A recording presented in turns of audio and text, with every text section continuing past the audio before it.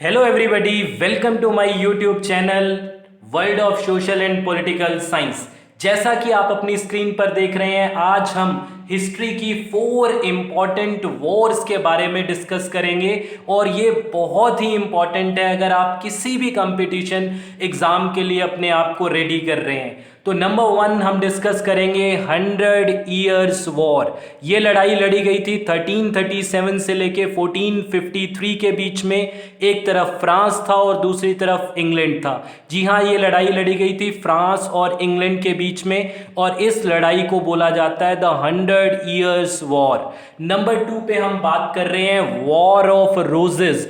जी हाँ, इस नाम की भी लड़ाई हिस्ट्री के अंदर बड़ी फेमस है। ये ब्रिटेन के अंदर 2 रॉयल फैमिलीज, 2 राजवंश जो हैं, एक तरफ थे लैंकेस्टर्स और दूसरी तरफ थे यॉर्क। ये जो लड़ाई है ये लड़ी गई थी 1455 से लेके 1485 के बीच में। जो लैंकेस्टर्स थे उन्होंने अपना सिंबल रेड रोज चुना था और जो यॉर्क थे उन्होंने अपना सिंबल वाइट रोज चुना था। इसीलिए इस पूरी की पूरी लड़ाई जो हुई थी उसको वॉर ऑफ रोजेस के नाम से जाना जाता है। नंबर 3 पे हम डिस्कस कर रहे हैं ग्लोरियस रेवोल्यूशन, जिसे ब्लड लेस रेवोल्यूशन भी बोला जाता है।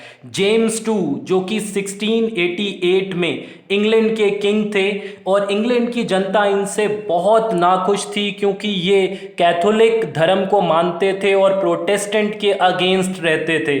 और इंग्लैंड की जनता ने और वहाँ के लोगों ने क्या है विलियम 3 को किंग बना दिया और इनकी डॉटर जो मैरी है उनको क्वीन बना दिया और जेम्स 2 को राजगद्दी खोनी पड़ी। और ये पूरा का पूरा इंसिडेंट ग्लोरियस रेवोल्यूशन और ब्लड लेस रेवोल्यूशन के नाम से इसलिए जाना जाता है क्योंकि इसमें किसी भी पक्ष की, चाहे वो जेम्स 2 के सपोर्टर्स हों चाहे वो जेम्स 2 के सपोर्टर्स ना हो, किसी की भी डेथ नहीं हुई और किसी भी सिपाही का क्या है खून नहीं बहा। इसलिए जेम्स हेम्पस्टन ने इस पूरे के पूरे घटनाक्रम को ग्लोरियस और ब्लडलेस रेवोल्यूशन का नाम दिया। ये बहुत ही इंपॉर्टेंट है।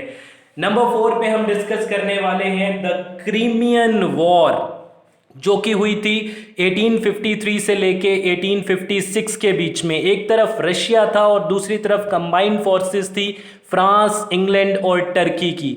तो ये एक ऐसी लड़ाई थी जिसका नतीजा भी नहीं निकला था, लेकिन इस लड़ाई में इस किरदार की बहुत ही बड़ी भूमिका थी जिसने नर्सिंग प्रोफेशन को एक मील का पत्थर बना दिया था और इनका नाम था फ्लोरेंस नाइटिंगेल और इन्हें लेडी विद द लैम्प भी बोला जाता था। लड़ाई के दिनों में जब रशिया, फ्रांस, इंग्लैंड और टर्की के सिपाही आपस में लड़ रहे थे और जिस भी किसी सिपाही को कोई भी चोट लग जाती थी तो फ्लोरेंस नाइटिंगेल अपने 38 जो महिला साथी हैं उनके साथ मिलके इन सभी कंट्रीज़ के सिपाहियों की क्या है प्रॉपर ट्रीटमेंट करती थी।